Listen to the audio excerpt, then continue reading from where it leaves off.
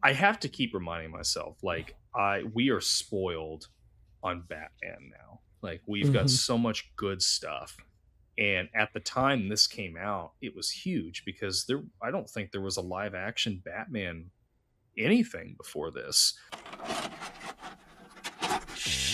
Do you still remember those cheat codes? Rewinding those rentals. Music you had to discover. We're We're the the Jennings Jennings brothers, and we're digging through the basement of our childhood. Dusting off the best and worst of the 80s, 90s, and 2000s. Good, bad, or lost in the cushions, we're talking about it. Exchange those quarters. Because this podcast takes tokens. Have you ever danced with the devil in the pale moonlight? Today we are I here. just like saying that. I know, right? Today we're here to wrap up our Vigilantes and VHS Summer on This Podcast Takes Tokens, episode 130. We're talking Batman 1989. Yeah, this is a good capper for the end of our 10 episode Vigilantes and VHS Summer. We started with Batman Begins. We end with 1989's Batman. Had some good ones in between, but let's get into it. Yeah. Released June 23rd, 1989. Growing up, I always called this the 1988 Batman. It was the 1989 Batman. I guess sure. rolls off the tongue better. Yeah. I think they did a comic series, Batman 1988. Maybe that's what I'm thinking of. Did they? Okay. Maybe. I could be wrong. Probably wrong. Anyways, this movie had a budget of $35 million. We were suggested in last episode to adjust these for inflation. I don't have those numbers on this particular episode. We recorded them too close together, but I think in the next one we might do that. So yes. Yeah. These are the standard, like what they were at the time. $35 million budget. Opening weekend box office. Any guesses on this one? This was hot. 20 million. People didn't like Keaton as Batman. That's true. Million. Yeah. 20 million? Sticking with it? Yeah. All right. 40 million. Whoa, man. This one blew it out. Yeah. Wow. They may have said they didn't like the idea of Keaton as Batman, but they sure showed up for him. So they came and watched it. Yeah. All right. Total worldwide box office grosses. What do you think they were? Gosh, it was 40 million the opening weekend. Golly. Yeah. I'm going to say 300 million. 300 million. You got to keep in mind that they made so much money off of this movie that they were able to make a sequel and then recast Batman, make another sequel, recast Batman poorly, and make another sequel.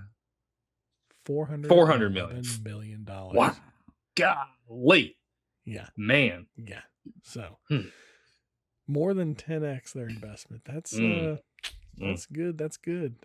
Yeah, that's what the studios like to see. So with that said, tomato meter, what do you feel like the critics thought of this movie here? I'm going to say the old tomato meter. Okay. I'm going to say 89. 89, shooting high. 489 for 1989. Oh, okay. 89. Yeah. I think the critics gave this one a decent amount. No. 77. Did not show it the love it deserved. But yeah, it's critics at the time. Whatever. They didn't. Popcorn meter. How do you feel like the audience took this one? 89. 89. Just sticking with it. All right. Yeah. It. I like it. No, 84. I gave it an 84. Okay. Close. They gave it better for sure. And 84, pretty decent. All right. Watch notes. Let's get into the episode. Okay. What do you say? Let's do it. Batman 1989. I remember this movie coming out. I remember being huge and loving it, watching it. I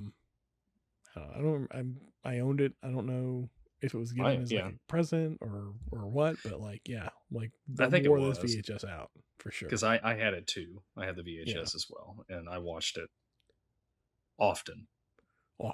Yes. This is a good Batman film. It's like, man. And at the time, like, Keaton was a gamble. They weren't, the studio wasn't sold on it, but man, did it pay off. I feel like Keaton is the definitive Batman. that's just how I feel. And every time somebody says Batman, like this is the I have not Mm. had a Batman experience so far Mm-hmm. that has unseated him as my top Batman. How about you? How does this Batman stack up for you? I think Keaton is the best Bruce Wayne. Okay. Oh, okay. I can see that. Yeah. I think that Bale's Batman is better if you mute him. His voice is terrible. It's terrible. I appreciated that Keaton doesn't give us a stupid voice. Just talk. Yeah. That's all you have to do. But I think Batman as a vigilante, I think the Nolan versions do it better. But as Bruce Wayne, Keaton knocks it out of the park. It's great. And I'm not saying he does bad at Batman. I'm just saying, like, in comparison, I think that Keaton is a way better Bruce Wayne. Yeah. I would. Okay. I'm going to have to agree and kind of backtrack a little bit here. And this gets into some of the notes that I made, specifically about the Batsuit being very rigid and seemingly impractical for Batman. He has, like, you see him turn his whole body to look around. He can't move his head. Yeah. But I feel like in a tongue-in-cheek way in Batman Begins, pick at that, where they're like, he's like, I can't turn my head. I got to be able to move my head around and stuff like that. And so, like, I think it's in Dark Knight where he redevelops the suit. Like, he learns and he adjusts the suit as he goes. But yeah, like this suit, like it does not do Batman. It looks great on film. It looks great. It's just not. It's not very practical. I would agree. Like, and it doesn't lend himself to much physicality for a Batman film. Like, he relies a lot on his wonderful, wonderful toys and his Batmobile and the Batplane and all that stuff. Which is fine. Like, they look great in the movie and everything. I got a note on this. I'm gonna go ahead and touch on it real quick. Michael Keaton is claustrophobic and would have panic attacks when wearing this bulky, thick, rigid batsuit. Other than his arms, he could not move from the waist up. The cowl blocked out most of the sound and his vision, and it created kind of this sensory deprivation, which exacerbated his claustrophobia. And that's why you get him like moving in that like very rigid way. Because of the suit. And I can imagine. I'm a little bit claustrophobic, and I can imagine how he would have felt. And I would agree. This would be too constrictive. Yeah, sure. I would feel like I can't get out of this. And like that's yeah. But like I think it looks good. It's just not very practical. Yeah, I think it looks good. And to me, like, it suits the purpose of Batman's suit. Because if you like canonically, is that how you say it? Whatever. Batman, like, the reason, like, so the rest of the suit is black. Yeah. That symbol is bright. It's yellow, right? Yeah. Because he puts most of his, like, he's got a lot of body armor there. So, like, if they're shooting at him, they're going to aim for what they can see. Yeah. And so it makes a lot of sense with having the rest of the suit black like that. Because it's pitch black. And I know, like, the Nolan movies, it's black or whatever. And, any iteration, like, well, there's the gray and blue suit that is in, some of the comics and stuff. But, like, Batman's suit is black. And I get it. But, like, this is, like, I could see myself not being able to see him, with the exception of the emblem, just because it's so dark against everything. But, it absorbs light and sound apparently. Yeah. So I get that, but I'm adjusting my opinion, and I agree. Yes, he makes a fantastic Bruce Wayne. I love him as Bruce Wayne, and I don't feel like he is necessarily a bad Batman. I feel like the suit makes the Batman both look good, but also impractical. And I'm torn. I will admit, for sure. But there was a lot of scenes, like, I didn't think it looked good when he's like, there's a lot of them, especially in the beginning, where he's like gliding in with his hands up. And I'm just like, And I think it's the constriction of the suit. I'm just like, Yeah. this doesn't look. It looks corny. I thought a little bit. Yeah. Yeah. So yeah. But in the beginning, we get the iconic "I'm Batman" whenever he addresses. We do. Yeah. Yeah. I know. We get Which that. is like it's great. Yeah. Which I mean, I do like these that. This first is bad guys. Like, why do they look like zombies? Like, they just like they're like pale and like they got like splotches and like I get it. They're supposed to be like criminal, but like some of the other, not all the criminals look like this. I don't understand why these guys look like zombies. It just all Joker's criminals look like old school gangsters, you know, and it's like, but and I get like I'm fine with that, but yeah, these guys look like they've been in the back alley shooting up something, you know, Smack like all they, day, right? yeah, it's bad, yeah. I thought that was kind of, maybe that's what it is. They're just supposed to be like addicts or something. Yeah, it could be. Yeah. So I sit down to watch this movie, and you got the opening crawl with all like the different people that are involved. Yeah. And my wife is sitting here watching it with me, and she goes, "Prince did music for this?" I was like, "Yeah, Prince did the music for this." Yeah. She's like, "Oh." And then like other names just start popping, like Danny Elfman. She's like, "Danny Elfman did the music for this?" Yeah, he did the score and it's all that stuff. And she's like, "Oh, this person's in it?" I'm like, "Yeah, they're in it." "Oh, I forgot it was a Tim Burton movie." Yeah, it's Tim Burton. Billy D. Williams is yeah, Billy D. Williams. Oh man, I wish we could have gotten Billy D. Williams as Two-Face. Two-Face would have been great. Yep, I would have totally taken that. They did a comic series, like maybe 10 years ago, and it was based off of this movie. It was a sequel to, I think, the second movie. And they had Billy D. Williams as Two-Face in the comic series, which is great. I like that. I have them. I'm glad that we got that in at least that form. So, yeah, it would have been good. I think he would have been a good villain. Yeah, he could have done a really good job to see. Yeah, it's a shame that we didn't get that. But, anyways, what do you think about the casting here all around? Anybody stand out as like a miscasting, or is it just like a great casting all around? Commissioner Gordon was terrible. I hated it. I'm like, this is not Commissioner Gordon. This is he like Commissioner Gordon gets things done, and he's like in shape, and he's out there like he's on the streets. Like he's a leader. He leads by example, and J.K. Simmons. J.K. Simmons, yes. Yeah. And this Gordon is terrible. I hated it. I'm like, why? Like, why are we like? I just do not like this version of Gordon. It feels like a holdover from the old Batman 66. Yeah, it does. And I think like a lot of it does. Like the Joker's makeup and stuff is very Cesar Romero-ish and all that. Very, yeah. But I don't know. Keaton was great. I thought Nicholson was fine. I think he did a good job. Kim Basinger as Vicky Vale was fine. Alfred was good. Looking back on it now, having like seen Alfred and like read more modern Batman comics, so I can't attest to stuff like pre 90 or whatever. So maybe that's how Alfred was in the earlier comics. But like I see Alfred as more of Michael Caine. Like he's capable, and I don't see this Alfred as being like to that extent, like being able to think through. This Alfred, I can't see being on the other end of the radio and Batman telling him what's going on and him assisting him over the radio. I can't see this Alfred doing that.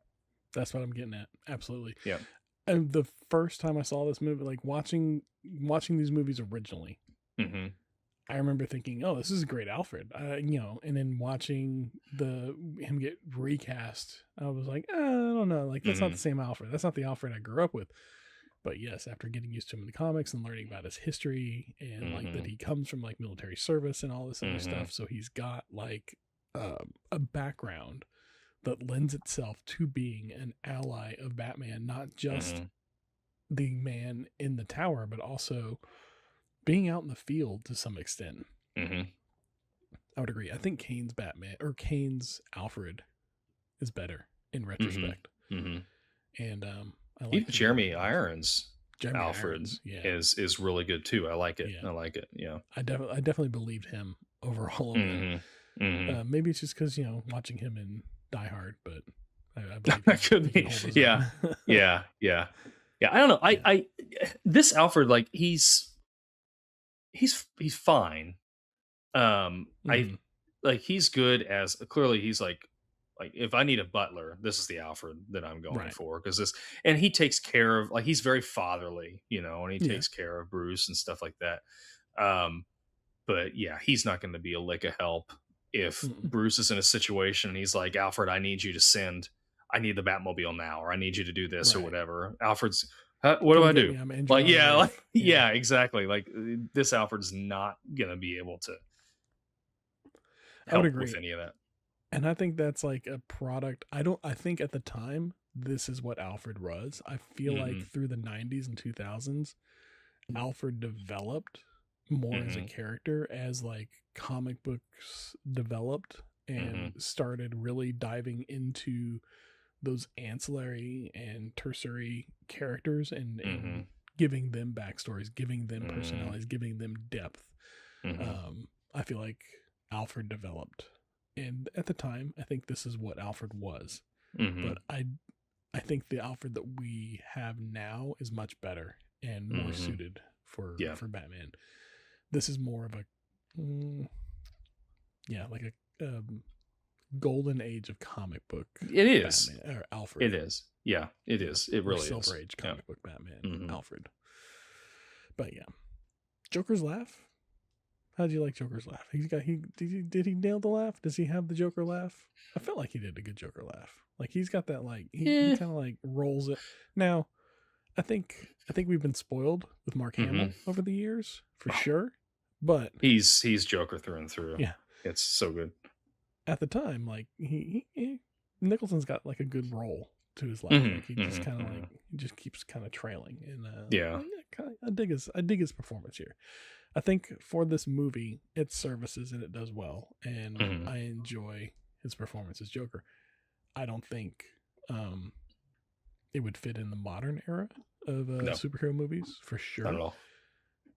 But for the time and for what Tim Burton was doing with this Batman, I think it works, and I enjoyed it. I agree with you. So I'm going to preface this with saying, yes, I agree with your points that you're making. I didn't like Joker in this. But based off of what Tim Burton had, did Tim Burton write the script for this? No. Okay. No. Based off of whoever was writing the script, what they had, I do think, like we had said, he looks very Cesar Romero-ish. I think that they were looking back on the 66 TV series, and then looking at the Silver Age and all that, and all this, they had all this stuff to work with. Because really, pre Frank Miller's Batman wasn't like super dark. He was a little more, friendlier. Yeah. But what was I saying? You hate Joker. Oh, I hate it. Yeah, I didn't like it at all. I don't feel like he's a threat to Batman at all. Like, Joker is a threat to Gotham with all he's doing. Clearly, he's like contaminating all the cosmetics, and he's got the gas he's gonna spill out and all this stuff. But to Batman, especially one-on-one there at the end, he's not a threat. But I don't think Joker ever is a threat to Batman. No, physically. Physically he's not. Okay, I'll give you that. But Joker is a threat to Batman. Like, he can contrive some way. Yeah, he creates a lot of chaos for sure. Yes, and I don't feel like we got this with Nicholson's Batman. Okay. Me personally, you disagree, and that's fine. Like, I feel like for this movie, this is the right Joker. Now, I feel like you drop Heath Ledger's Joker in here, like that. He's gonna kill fit. Batman. You can't you can't Yeah. flip the two around. Like you couldn't drop Nicholas into Nolan's Batman universe. Batman's gonna take him out with the snap of a finger for sure. Yeah. But I feel like in this universe, in what Burton has created here, this Batman fits. I feel like he's the perfect. He's chaotic. He's a little artistic, I want to say, like flamboyant in a way that works. Like his color palette is really fun. I like that all his gadgets have like, they're just like these pops of color, like that mask that he gives Vicky Vale, and like it's just like this red and green. I really like all that. The little button that he pulls out to like trigger the gas in the balloons. Oh, sure, yeah, kind of thing going on there. I just think that's a lot of fun. Like he's got that purple suit and everything. But yeah, I feel like this Joker fits perfectly in this movie and delivers just chaos. Like whenever he's out on the street and he's just throwing money everywhere. Oh, sure. He's doing that to create like body armor, basically, like bodies between him and Batman, because he knows that in a one-on-one fight, he's not going to win against Batman. So he's creating chaos between him and Batman. But then there's like that scene whenever Batman's got the plane and he's taking off the balloons. I like whenever Joker turns to Bob and he goes, "He took my balloons." It's just, oh yeah, it's just fun little like funny things like that that I think work for this particular Batman and this particular Joker. But a little bit past that, whenever he's standing on the in front of the float and Batman's flying right at him and he's shooting at him, how does he miss the Joker? Like, does Joker have, I don't know all his like power sets. Does he have like some sort of like luck power set, like Domino or something like that? Or he has no power set. He's just really intelligent and chaotic, and I feel like he gets lucky. Like he thrives in chaos, maybe is what it is. But did you notice that they kind of mirrored that with Batman Dark Knight, whenever Batman is coming at Joker in the street again, but he's on the motorcycle. And he's shooting at him and he's completely missing him, and then Joker takes one shot and knocks him out. I thought that was kind of interesting that they recreated that there. Is that like an iconic Batman Joker moment that I'm just not familiar with or something? Maybe. I don't remember reading that, but there's I've read a lot of Batman, but there's a lot of Batman that I haven't read. There's a lot of Batman. So, there's a lot of Batman. Yeah. So, but I don't know. I like the Joker. I think the big thing with me, minus the threat, the lack of threat, I don't like that they gave him a backstory. Now, they took part of this from The Killing Joke. So The Killing Joke, I don't know if you've read that or not. It has, you kind of get a little bit of a backstory on Joker, and he does fall in a vat of chemicals, and like he's kind of a gangster type or whatever, and he turns into this. But you never really know who he actually is. And like, I don't like that they, like, to me, the Joker is best when he's an enigma.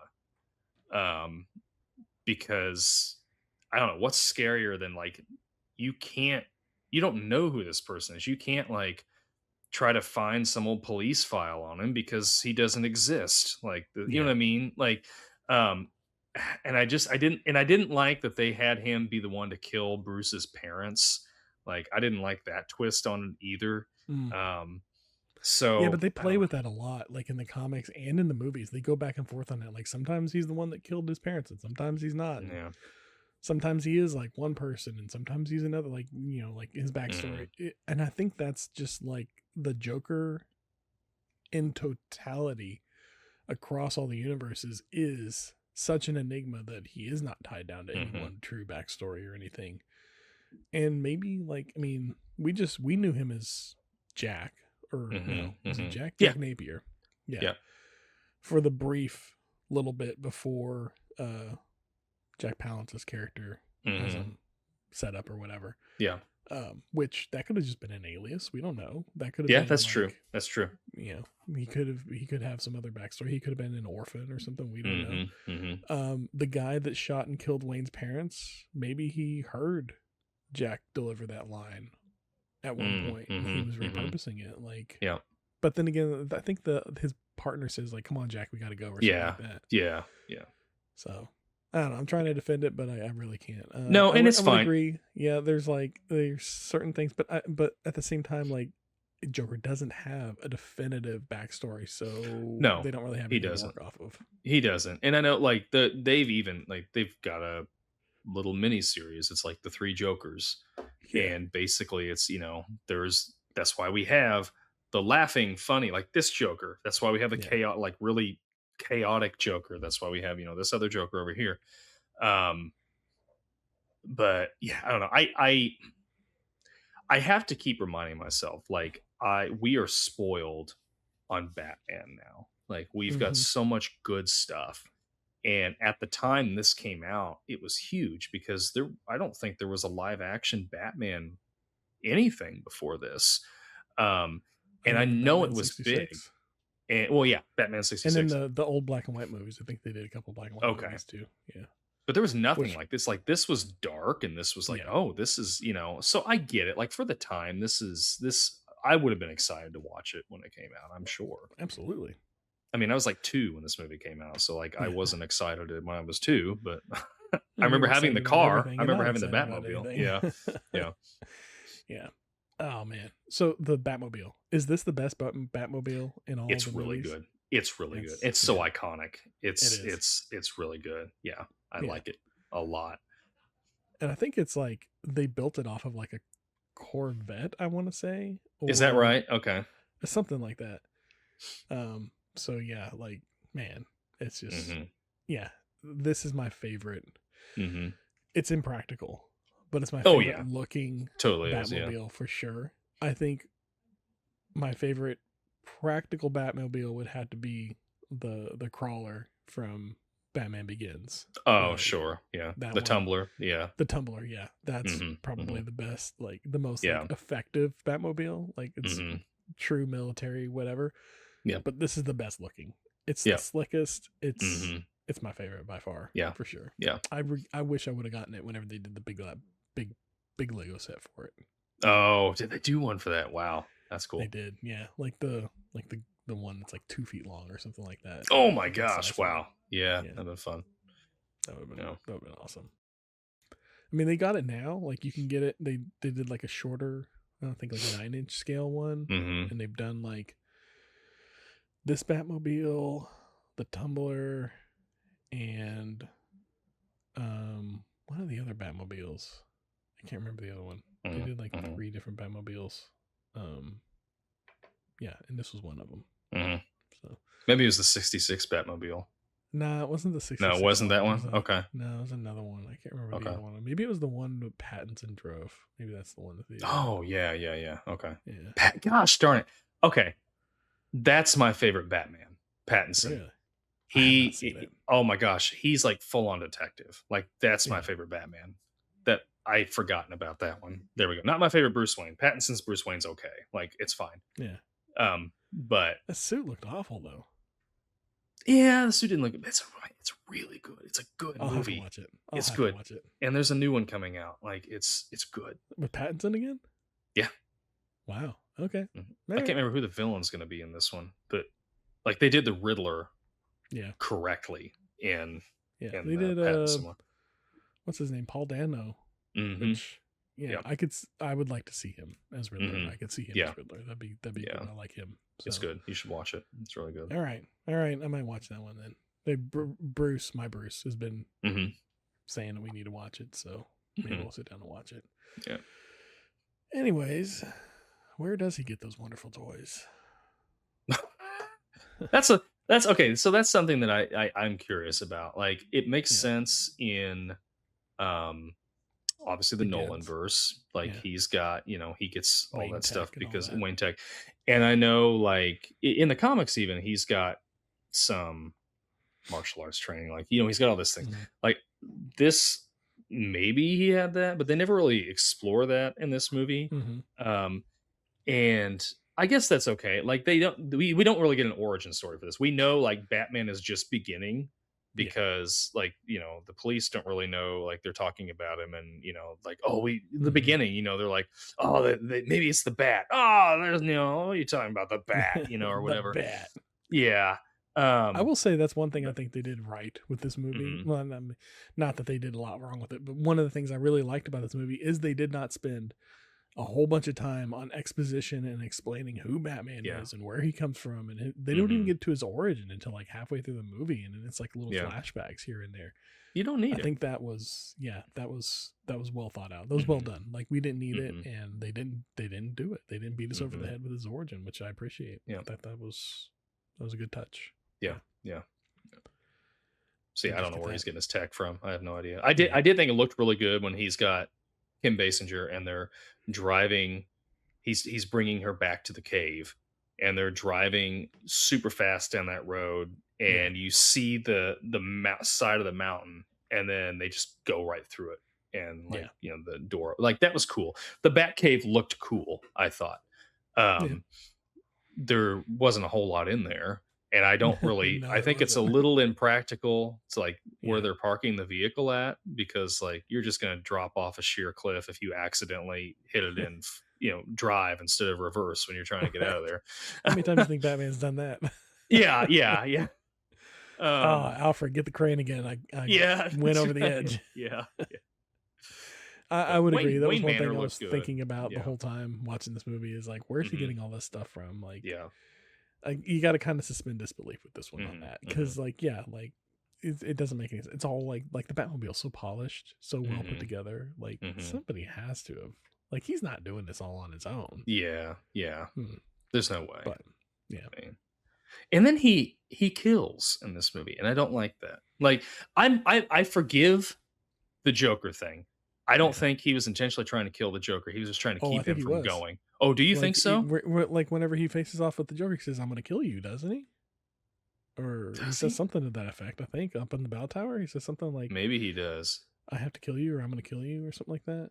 Maybe he does. Or like, you killed my parents or something. Because maybe Joker was talking about like, you created me when you dropped me in the vat, and he's like, well, you created me whenever you killed my parents. And so he's like, and then he started. I think right before that he was talking about he was going to kill Joker. Okay. So.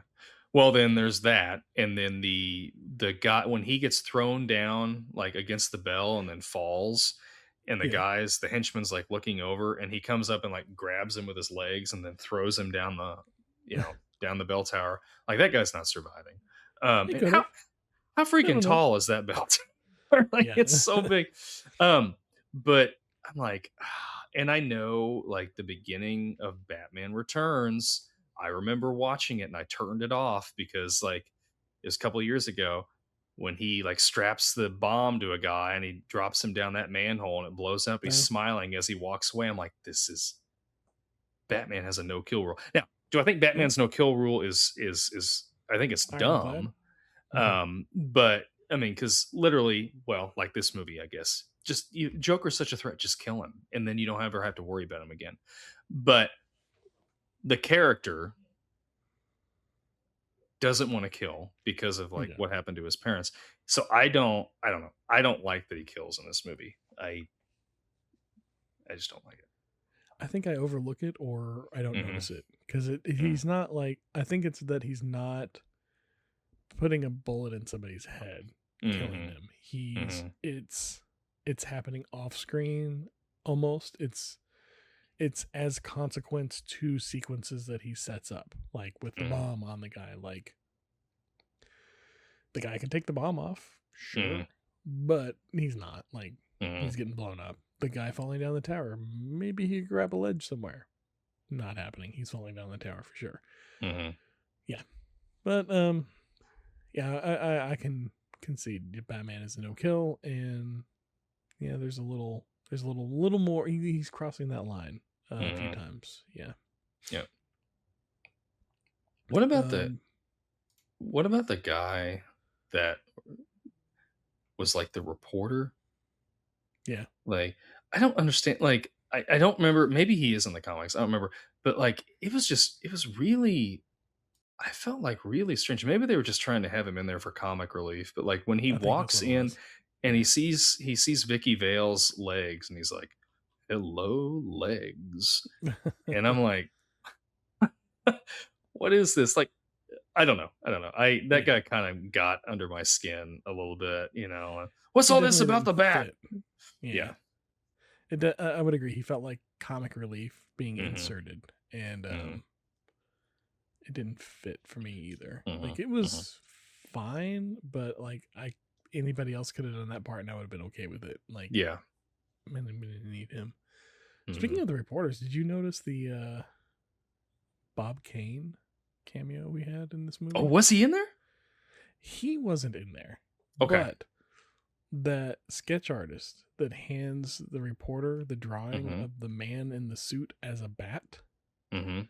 that's Bob Kane's drawing, and it's got his autograph in the bottom corner. Oh, does it? I didn't. Yeah, I didn't notice that. yeah, which I That's thought was a awesome. nice little Yeah. little touch there. Yeah. Yeah. But yeah, I'm gonna jump back over to Alfred because I have one Yeah. more thought on Alfred. Okay. Sure. Alfred made a judgment call for Bruce Wayne here that I feel like gets overlooked. Okay. So at one point, Bruce Wayne's sitting in the Batcave, and Alfred walks Vicky Vale in and Hmm. basically unmasks him Oh to yeah. her. Yeah. Totally does. No conversation beforehand, like he had been Uh, saying he should do it. mm. But I feel like Alfred is like the gatekeeper there. Why Mhm. is he making this like this should not he should be doing the opposite. He should be Yeah. protecting his Yeah. identity at all costs and urging Batman not to reveal his identity to the girl that he just started dating a week earlier. Yeah. Yeah. Yeah. Who's Yeah. also a reporter, and Right. I. But he does. Yeah. He does say like you need to tell her. Like he does say that at one point. I remember him saying that. Yeah. But But like still, again, they'd only been I dating like a completely agree week. with you. Yeah. Yeah. This is not like some romance that's been going on for several years, and Right. hey, we're about ready to tie the knot. You probably need to tell her, like, Right. what you're Batman, or whatever.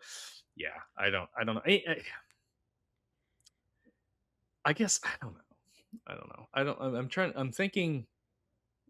I was thinking like, why does he have this love interest? But then I'm like, well, I guess like Batman does have love interests, and I'm like, is that Bruce Wayne? Yeah, it is Bruce. I don't know. I'm thinking. I don't know what I'm thinking. I don't Well, know what while I'm. we're on Yeah. the subject of Vicky Vale and Mm-hmm. Bruce Wayne's love interests, Mm-hmm.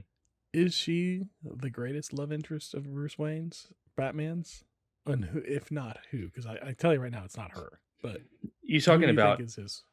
in any of the movies And just or period, Batman period, from Talia whatever you can Ghul? recall.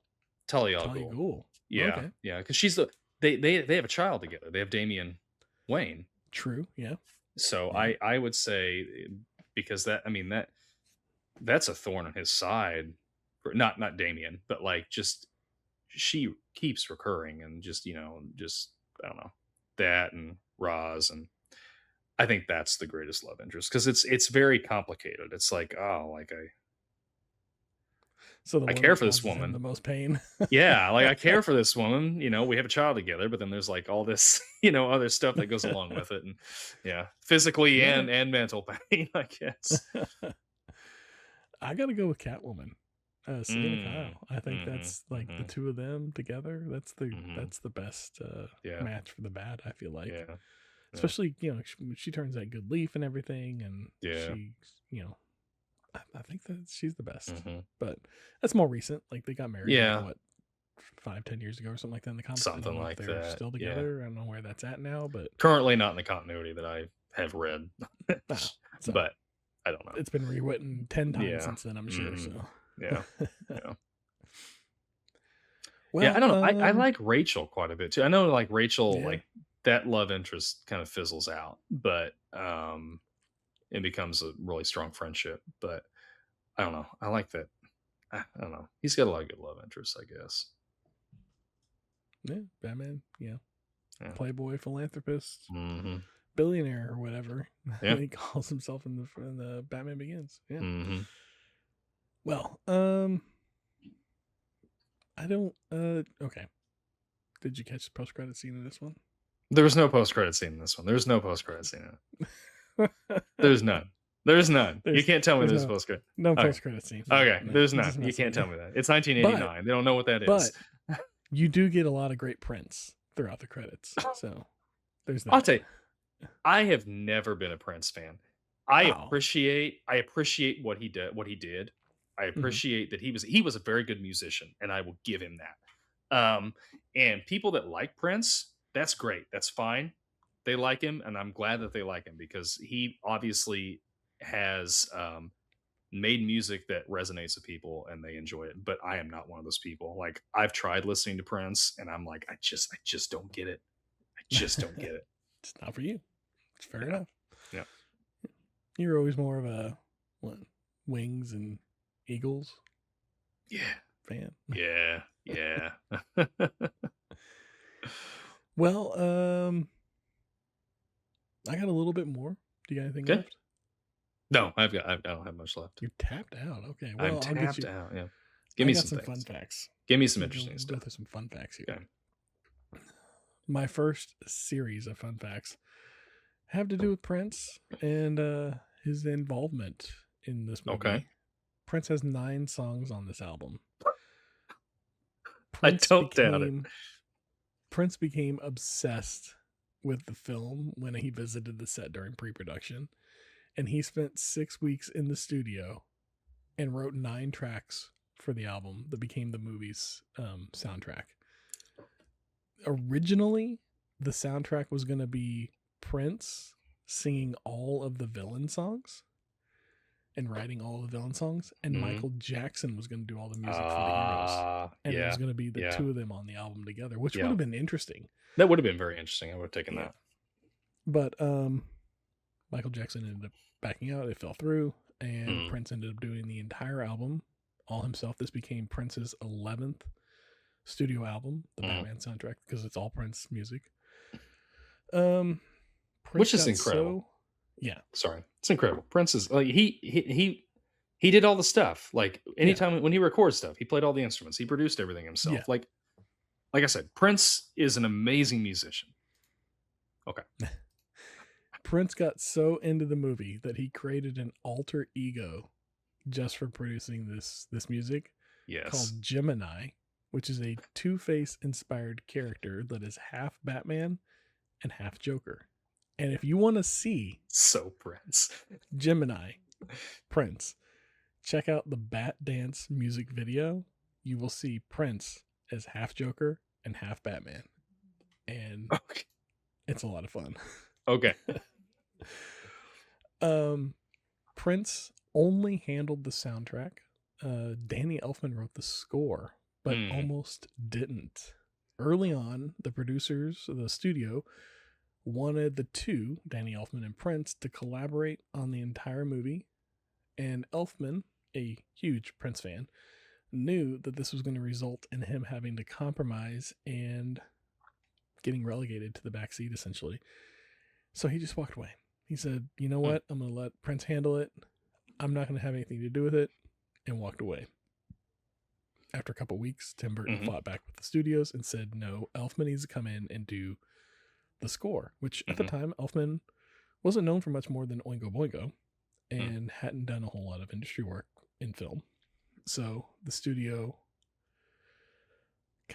he had to fight the studio a bit, but eventually the studio caved and gave the soundtrack to Prince and the score to Elfman and told them to just work separately. And the results speak for themselves. Elfman wrote one of the most definitive scores to a movie in the Batman score. Yeah. The score's really good. And Prince released his 11th album, the Batman soundtrack, and it was one of his biggest hits. So I guess it all worked out for everybody. Yeah. All right, moving on to some casting. Jack Nicholson was wanted for the Joker by the studio. The studio wanted Jack Nicholson for Joker, but he was dragging his feet. And so the studio thought, you know what? We'll offer it to Robin Williams just to see if we can get Jack Nicholson to budge. So they offered it to Robin Williams. Robin Williams emphatically said, yes, I would love to do this, and was all ready to do it. They took that to Jack Nicholson and said, hey, we're going to give it to Robin Williams unless you say yes. And Jack Nicholson said, sure, let me do it. Signed the paperwork. And then they delivered the news to Robin that he wasn't getting the role, that he was just being used as a pawn. Robin Williams was so upset about being used as a bargaining chip that he refused the part of Riddler whenever it was offered to him 2 movies later. Just offered to him. He didn't have to audition or anything. And he said, no, I don't want to work with you guys. Yeah. And I don't blame him. It's kind of messed up. Yeah, it is. I'm mad that they did that. I don't like that they did that. I would have liked to have seen a Robin Williams Joker. I mean, I totally want to. I would have watched the Tim Burton's third Batman movie if it ever would have gotten made. But I think he would have made a better Riddler than the Joker. Oh, yeah. I agree with that. But it would have been interesting to see that. That would have been absolutely. Sean Young was originally cast as Vicky. Vicky Vale. She actually filmed a scene with Bruce Wayne. Or Michael Keaton. Where her and Bruce Wayne were riding horseback through a field for some reason. She got bucked off the horse, injured, and couldn't continue filming. Production could not stop, so they replaced her with Kim Basinger. And the irony is that scene got cut. As soon as they cast Kim Basinger, they cut the scene and moved on. So that's kind of wrong. But that's what I guess that's how I was. That would have been interesting. I can see her in that part. I think I can. I can see Sean Young in that part. Yeah, I think so. Well, did you know that Jack Nicholson has a clause in his contract that he can never miss a Lakers home game? Never. So they have to stop his production so he can fly home and watch a Lakers game and then come back. And they're filming in London. Oh my gosh. Yeah. And they have to pay for him to go cow. out. Jeez. Can you imagine having that kind of pull at your job to be like, I got to be home for the Chiefs home games every time? Could have had Robin. Could have had Robin Williams. All right. So my last little bit involves the finale. So the final scene, the whole thing on the rooftop of the cathedral, that was the last thing they shot.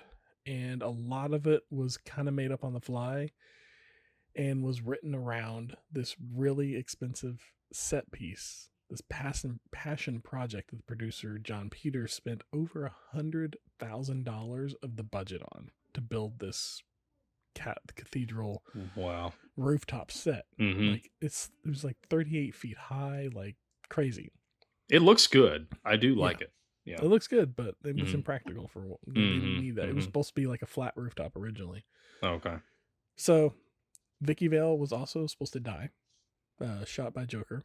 And the studio wanted to keep her around for a potential sequel, so she ended up being drug up the bell tower to the rooftop. They ended up writing it that way. The script was being passed back and forth between London, like faxed back and forth between London and Los Angeles, where the writer was. And a lot of times Nicholson and Burton were getting frustrated with the lack of direction from the scriptwriter and the constant changes. So we ended up with this kind of like rushed, haphazard final scene that kind of feels incomplete. Yeah. But that's all I got on Batman 1989's Batman. Yeah. So it's a Batman movie. It's a Batman movie. I enjoyed it. I had fun with it. I liked it. I like this Batman movie. I'm glad you liked it. I really do. Yeah. Like I'm not saying that like in a mean or like a condescending way. Like I seriously am glad like it's not my Batman movie. Like it. No, that's fair. That's fair. It was, but all right. Retro score. Let's give this a token rating. How'd you feel the first time you watched this movie? I probably would have given this like a 95 when I was a kid because I watched 95. It a lot. Yeah, I gotta say the same. Probably would have given it a 95. It was. I mean, this is all we really had. We had this and Superman, so this was way better. Yeah. I enjoyed it. It was a lot of fun. Like I said, we had the VHS. I think I wore that thing out Mm-hmm. Rewatch. How'd you feel on the rewatch? I'm gonna give it. Gosh darn, this one's tough because there's something there's things I didn't like. Absolutely hate this movie by any means. I didn't enjoy it. But there's parts of it that I liked. I'm gonna give it an 80. It was okay. I'll give it an 80. Yeah. I mean, I wasn't like, oh gosh, I gotta turn this thing off. Like, and there was parts of it that were entertaining. So I'll give it an 80. Fair enough. I'm gonna give it an 89. Okay. I felt like it was fun Of to course rewatch. you are. I enjoyed it as a rewatch for sure. Mm-hmm. I don't really have anything negative to say about it. Yeah. Technicality. How do you feel like this movie did on its technicality? I'm gonna give it for the time. I'll give it an 80. I'll give it an 85. I really think that like the set pieces look good. I think that even like the painting of like the city looked good. The Gotham City looked like Gotham City. Yeah. But that suit, that suit's bad, and some of the casting I didn't think was great. All right. I give it an 85 as well. I think, like you said, the city looks amazing, and the suit I feel like looks good but doesn't function. That's what I meant. That's what I mean. The suit does look good, but yeah, functionality, there's nothing there. Nothing. Yeah. Yeah. He's like an action figure. He's a posable action figure. That's all he is. Yeah. Yeah, there's some acting, especially in like your tertiary characters that are a little goofy, or not goofy, campy. I'll give you that. So I'm agree. 85.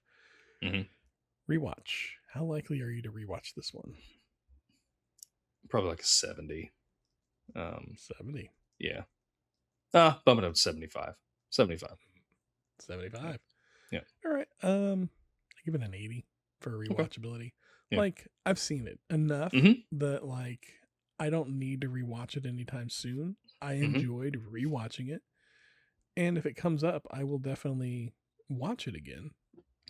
But I don't know when I'm going to be the one to press play on it. Yeah. Yeah.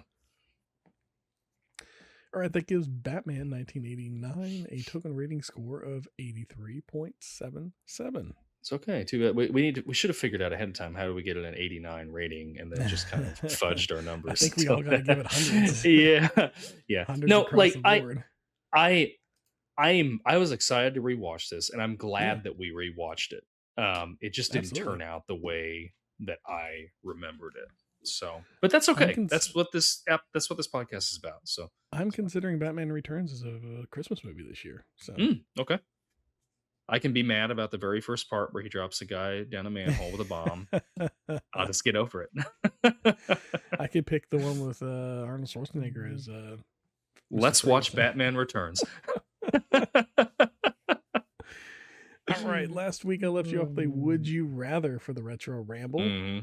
Would you rather retro ramble? And that was alliteration is fun. That should be a sound bite. We'll use that every time now. Would you rather pay $200 a month for unlimited streaming or pay $2 per physical rental from a video store with a 2-day return window? In both scenarios, every movie and show and game ever made is available to you always, but you can never own or record anything, and the only live TV you get is local broadcast channels with no DVR function. Where do you land? So you can get like breaking news and stuff like that. Yeah. Okay. You just can't record anything. Okay. Yeah. So, what are you thinking? This one's tough. It is tough. If I had to pick one, I honestly think I would do the video store. Okay. And the reason being is because I think actually, if I had, this happens to me with Netflix and stuff. I've got so many options that I can stream from. I don't finish things because I'm like, as soon as there's like a hiccup where I'm not like super into it, I just move on to Mm-hmm. something else. And you can do that at the video store, but it's like way more inconvenient to have to like go out there and do it. And I feel like if I have something tangible, I'm more likely to give it my full attention than if it's just some throwaway thing in the cloud somewhere. So the streaming would be a heck of a lot more convenient. Yeah. But yeah. All right. I think you almost convinced me, but I'm gonna have to go with the streaming option. Like it's more expensive for sure. And yeah, like you don't have that physical, and there's a plethora of options. But the convenience for me wins out. And I just can't imagine lugging all those DVDs whenever I go on a road trip or something. I want to watch something. You wouldn't be able to take them with you on a road trip. That's true. You'd have them back in 2 days. Yeah, that's true. So that's something else. You could return them anywhere. That's something else that I would like. Okay, well, if you can return them anywhere. But like, I would like the option to like, okay, I don't have this with me right now. I need to figure out something else to do. Like I can give my full attention to, I don't know. I don't know. I have no idea, but like something else, like I want to go fishing, or I don't fish, but yeah, you know what I mean? Have like mobile games or YouTube or anything like that to default to on your phone. Yeah. No mobile games. That would be weird. Like giving up mobile games. I don't know. Like time sucks. I don't have a single game on my phone. Yeah. Well, I've got games for my daughter, but I don't have anything that I just don't use. I use my phone to make phone calls and to text and browse the internet. And that's right. I play one game. I act like a bunch of mobile games, but usually like I find one game and I'll play on it for years. Like I was playing, I don't know, one of those like tower command, like Boom Beach for years. And I played. You introduced me to Retro Bowl or whatever. Yeah, Retro Bowl. Yep. And I was playing that forever. And then a couple months ago, I rediscovered Mini Metro. And I started playing on that again. So I've been playing that for the last couple months. But yeah, because like I'll jump on for like 15 minutes a day maybe, and that's about all I get out of it. Yeah, I don't. Well, I guess like I started playing Magic Arena on my tablet. But yeah, I don't count that. Yeah, no. Tablet's one thing, because I mean you're not gonna be carrying your tablet around with you. Like that's true. Yeah, I'm gonna take my tablet maybe somebody does, but like I'm gonna take my tablet in the truck when I go pick the kids up from school. Like I'm gonna do this. I'm gonna, like your phone, you're gonna always have it with you. Your phone's like an extension of yourself almost. Yeah. And I'm stealing that from Patrick Stewart, something he said years ago, but like when he was talking about when the iPhone first came out. But I will say, like, if they get better, I'm almost sold on one of those phones that folds out to a tablet or to a small tablet. Yeah. I like that idea, but I have not seen the execution that I'm satisfied with. I still feel like it's too much of a failure point, and I don't know that I want to invest in that. It is. My buddy's wife had one. Well, this was like a year or two ago when they first came out, but like it only had so many folds on it before it started to. It was like several thousand folds, but like you open your phone up a lot. And she got to the point where there was like, she'd open her phone up and there was just like a white crease across the screen because it had been open and closed. And like, she hadn't had one since. She ended up getting another phone. Yeah. So I'm sure technology's gotten better and it'll change, but eventually, like I could see it happen. I'm just I'm not there yet. I like the idea, but I'm just not there yet. Yeah, sure. All right, you got any stale popcorn for me this week? I do. So you know how we like practical effects a lot. Yeah. We always say practical effects are the way to go if you can do them because they hold up. I went with my wife and our son and watched The Odyssey this week. Ooh. And he was telling me that, and what I looked up, there's no CGI in this movie. Like there's scenes that look like there's CGI, but like one in particular that looks like it's CGI, it was like the actor actually molding clay while they're shooting it. Oh Um, wow. and they did a lot of just visual effects where things looked Composite bigger than images they and were. stuff. Yep, composite images. There's no CGI in this movie, and it is like Beautiful. it's beautiful, and it's Did you go IMAX? we don't have an IMAX around here. I wish we could have, but it's one of the best movies I've seen in a long time. Like it's really well done. It's really good. But it's a Christopher Nolan movie. You can't go wrong with Yeah. Christopher Nolan. And he's It's always, the Odyssey. trying to do stuff like that. And yeah, just seeing like just practical effects. I'm like, gosh, this movie's gonna hold up for decades and decades just because you don't have all that stuff in there. We watch movies, we talk about them for the show, and it's like, oh gosh, Yeah. this is a really good movie, but the CGI looks like crap. Yeah. You don't get that with practical that's effects. something that doesn't hold up for sure. Yeah. Yeah, I mean, as long as like the IMAX, as long as the IMAX conversion to widescreen looks good. I feel like a lot of times they'll shoot these things for IMAX, and then they go to put it on like a standard television, and you end up cropping out some things, or they shoot it for IMAX with that in mind, and then you're shooting IMAX, but then you're not doing anything with like the upper and lower section of it, because IMAX is like what? It's almost 1-to-1, right? Yeah, I think it is. It's like an old TV. It's like 4:3 or something like that. Well, this was shot on 70 millimeter.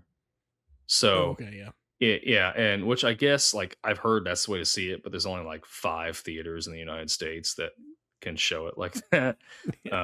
So I don't know, but yeah. Did you see the popcorn bucket they put out for it? No, It's the IMAX camera. Is the popcorn bucket for the Odyssey. That's so funny. It's just so ridiculous. That's funny. All right, I got a little stale popcorn for you too. Okay. We've been doing all these superhero movies. We've been doing Vigilante Summer here. Not to worry, we're going to move on, doing something else here pretty soon. But we talked about Stan Lee's cameos. Like Stan Lee's cameos are classic in Marvel movies. And we talked about like, where did this begin? So I did a quick little research. Stan Lee's first cameo was not a speaking part, but you could see him in the TV movie The Trial of the Incredible Hulk. Non-speaking role, Stan Lee's first cameo. Okay, nice. His first speaking cameo, any guesses? Let me think. It wasn't Spider. It wasn't the first Spider-Man. It goes back further than you would think. Okay. The Captain America TV show. I have no idea. No. Mallrats. Whenever he was. Oh yes, I didn't realize that. Cameo. Okay. Yeah. Okay. Playing as his first Marvel speaking cameo mirrors his first cameo, Ang Lee's Hulk. Okay. Yeah, I like that he was in both Hulks as his first. I do. I know. Like I was watching an interview with him. Who hasn't seen interviews with Stan Lee? And like he's said like he always wanted to be in movies, and it's just so nice that he. Even if just these little cameo parts, I know he really enjoyed doing them, and it's just, it's wholesome. I can't imagine that's great. Marvel without him doing the little cameos. I can't imagine it. What they should have done. So I know in Guardians 2, they had him sitting with the Watchers, and he was like in a spacesuit and he was talking with the Watchers. Yeah. Somebody online had thrown out a theory. This was several years ago. That his character was one of the Watchers, and that's why he's in all appears in all the different things. And I wish they would have ran with that and just done that. That would be great. Yeah, I would agree. Well, all right, I got a little gum under the seat for you. Okay, we'll get some comments out of the way here. Some of these might get a little rough, so we'll bear with it. Strap in here. Yes. Let's start with. We'll go with this one over here. I think so. Yeah. On Wesley Snipes rewriting the Blade lore. Scribble says, Scribble, SKRIBLIBE, no L, scribe, I guess. Scribe, okay. Yeah, with a K. What's up, Scribe? Says, well, people don't realize it. People don't realize is that the 90s Spider-Man cartoon introduced Blade 2 years before the movie Blade, and I think the writer for the movie took a lot of inspo from the cartoon version of Blade because Whistler actually came from the cartoon version as well, I think. I looked this up, and like you look at the Spider-Man 90s animated series and the Blade that they use there, he's got like leather jacket, like I think spikes on his shoulders, and nice. Yeah, it's a little closer to the Wesley Snipes Blade than the cool. Blade we had in the comic books. It's kind of like a happy middle, I feel like. Yeah. And so that's interesting. So thanks. That's cool. Yeah. I like that. On our amazingly well received Lost episode, which yes, it was one of our early episodes. Yeah, it's just ran away. Any guesses what the view rate is on that now? I think last it's over 10. It's like over 10,000.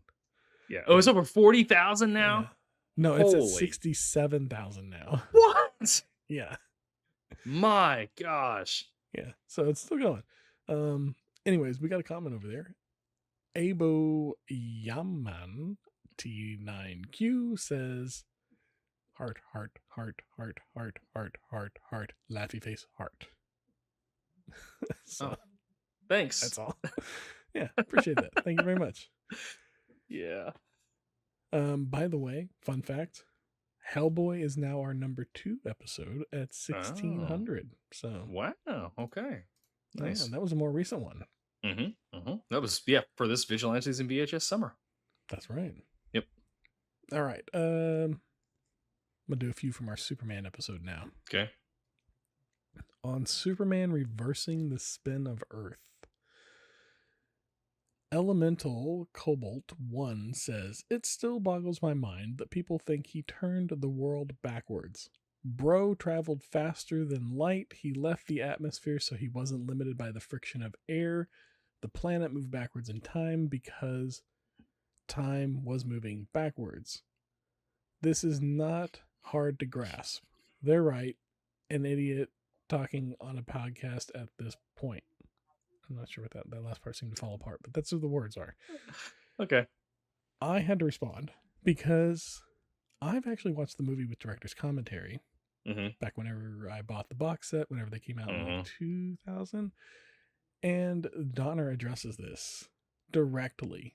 And yes, he's flying backwards in reversing the spin of the Earth. Donner says so.